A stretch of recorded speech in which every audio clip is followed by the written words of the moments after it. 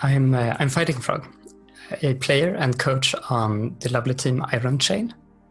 I've been playing random for a long time, at around 6k MMR on Europe, but recently I'm focusing more on Protoss. Other than playing and coaching, I'm also writing Protoss guides on Spawning Tool with the purpose of getting people to learn fundamentals while playing fun and unconventional strategies. But today, what I want to focus on is learning, or rather implementing, tactics that you are aware of into your own gameplay. So in my experience, it is much easier to watch a replay and come up with a solution to a problem. So that is what I want to talk about today, how to actually implement all of the tactical ideas that you come up with. We use a spaced repetition software such as Anki in order to keep our memory fresh about the tactics, because it might be a very long time until we have an opportunity to use this in a game. So here we're looking at the Anki software, and we're just about to go into our Anki deck, which consists of 10 cards. So this is the first example card.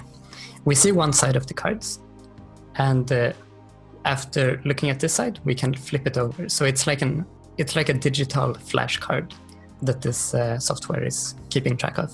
We see the backside here, which is empty for this example. But this example is drop creep from overlords. The idea is that we want to remember, perhaps we looked at the replay and we noted that one of our buildings ran out of creep and it started dying. And we realized afterwards that it would have been really good if we would have dropped creep from nearby overlords to save the structure more easily. And then we wouldn't have to bother with getting queens over to spread creep in that way. So could we just add this to Anki?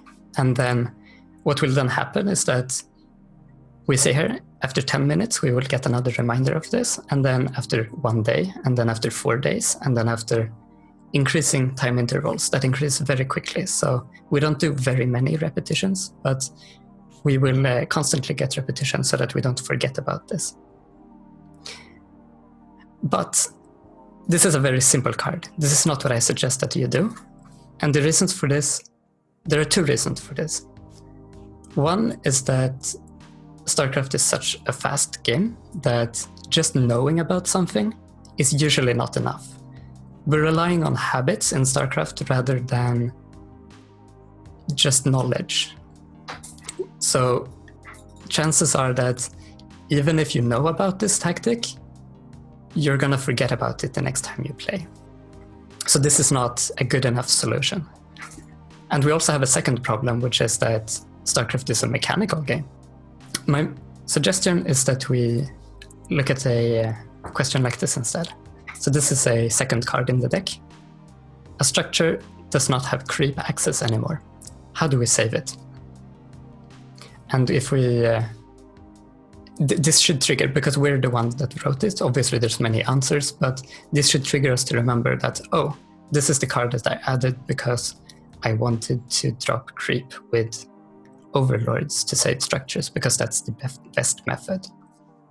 All right, so then we turn it over, we get the answer. This is the one that we're most interested in. And while we're doing this repetition, we're also visualizing it happening. We're visualizing the structure which has problems, doesn't have creep, its health is going down. And then we're visualizing selecting a nearby overlord, spreading creep. We're visualizing the overlord dropping creep onto the structure. And we're also letting ourselves be rewarded for this. We're trying to make ourselves happy and smile about the fact that the structure is now saved. We achieved the purpose of performing the tactic. So we want to do this repetition, this visualization repetition while going through Anki. So this should take maybe 10 to 25 seconds for each card, for each repetition. But we can also improve this card. We can do something like, oh no, what do we do? And then we have an image. Because this image is what is going to trigger us, or rather this side of the Anki card is what's going to be the trigger for the tactic. And we want this trigger in Anki to be as similar as possible as it is to the trigger that's going to come in a real game. So that when you see this kind of situation in a real game, you will, because you have done Anki practice, because you've tried to train a habit, which is that after this trigger, you drop creep with the Overlord. Because you've practiced this, you're able to perform it in games. That's the plan. So if we make this trigger more close to the one that's in-game by having an image, that makes it better. And this can often be quite easy. If you're going through replay and your own replays and analyzing them, oftentimes all you have to do is either just play from the replay and make the scenario, which can take like 10 seconds, and then just screen cap, edit Anki. It's a very quick process. So to give an example, we can look at, we tab to StarCraft, we look at, let's say for example, we want to remember to lift immortals with our phoenixes. So we just make some kind of army. Probably don't want a High Templar. And on the other side, we have some phoenixes and whatever army. And we want the phoenixes selected, and we can print screen here. And this is great because this we're going to use as the question. So going to Anki, we add a card, and we simply write what to lift, and we include this image. And then we also want an image that shows it, ideally. So let's have this fight, lift the immortal, and print screen. And we tab again and add this to the back. And we can even write immortal in case we think we're not going to get it by the image, but I think the image is pretty clear. And then we add it, and that's it. Now we have this card. And this is an example of I was watching a stream. The information here is pretty useless. What happened was actually something that happened 15 seconds before, which was that the stalkers came from behind and flanked the prism, which is something I haven't really been doing. What I usually did before was I keep the stalkers between their army and my base when they are attacking. But I showed that, I looked at the stream and I saw that Harstem quite beautifully sent the stalkers around, managed to kill the prism, and also distract a lot of immortals in the process. So all of this I can visualize. And the trigger, of course, is that when the opponent moves out in PvP and you have blink stalkers, then it's okay to have your stalkers attack his army from any angle. You don't have to be in a defensive position. And what I did when I realized that, I just took a screen cap of the stream, and that's usually enough to remember it, even though there's not really much information here. And then at the back side of the card, if you don't remember it, then you can kind of write a hint to yourself. So this is a very simple card to make. You just take a screen cap, go to Anki and make it, and it's very, very, very quick if you're into watching streams and have ideas from that. So this is the final Anki card. This one is very elaborate. I just wanted to bring up a more difficult example. And first I will explain what the tactic is, and then I will show the drill, because there is a drill required.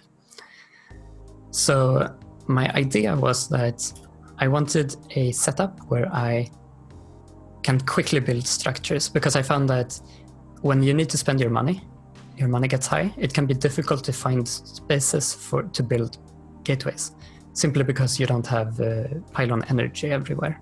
So it can take a couple of seconds to go between different pylons, find maybe one space for a gateway here, one space for a gateway there, etc.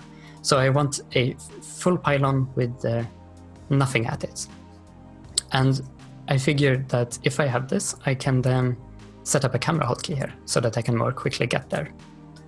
And so the idea is that if I'm microing my army, I can quickly jump to one of my bases, select a probe, quickly jump to this camera. There is a pylon with nothing around it, so it's very easy to build a lot of structures. And then I jump back to my main army. So this is something that I can do in an emergency when I need to build something quickly. That's the goal. That was the tactic that I wanted. The difficulty was that if I don't have this set up and I start doing this, then I waste a lot of time, and I can't do it, plus I waste time. So setting it up is the difficult part. I need to constantly have this set up.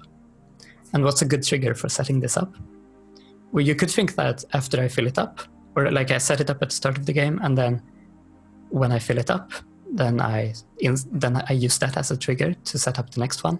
But the problem is that we're only using it when there's an emergency, so I don't have time to set it up right after filling it up. What I found after a long time was that I could use the fact that I'm transferring workers to a new base. That's usually when the income increases as well. So I thought that this was a pretty good trigger. So back to the card. This is the trigger point. After transferring workers to bases 3+, then I want to set up this pylon.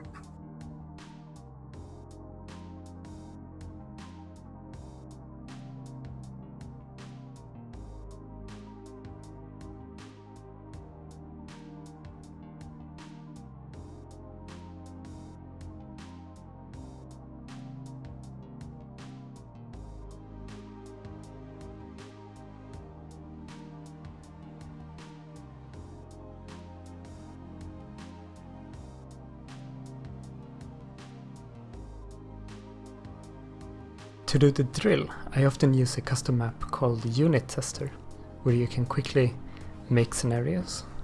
So let's set up what I talked about. First of all, we need a base with probes, and we need an army that we can pretend to micro. So the method, or rather, the first thing you want to do is you need to decide exactly how you want to do it. But given this setup that I explained, we can break it down to exact mechanical tasks, which is step 1, jump to the base. Step 2, select a worker. Single worker. You can select more, but ideally you want one. Step 3, jump to the emergency pylon. Step 4, build the buildings. And step 5, jump back to the army. We can note, by the way, oftentimes when we're doing these steps, we might make too many steps. So what we're doing here is step 1, jump here. Step 2, take a probe. What we're doing here is actually we want the cursor to the middle of the screen, but we also want to jump to the next camera. This can be done simultaneously, so when we're practicing at the start, we want everything to look exactly like we want it to look towards the end, and we simply want to do it a lot slower. So after selecting the probe, we move the cursor to the middle while pressing the keys to get here. The way we're doing this drill is start out very slow and try to get faster, and you can spread it out over several days. So to summarize, using this method, we build a clear trigger for when to use the tactic, and we're also doing a mechanical drill if necessary, so that any mechanical problems are out of the way. Using this Anki system, we are able to maintain all of our tactics and remember most of them. And finally, I just want to say that if you have your own Anki decks, I would be delighted to hear about them in the comment section. And thank you everyone for watching.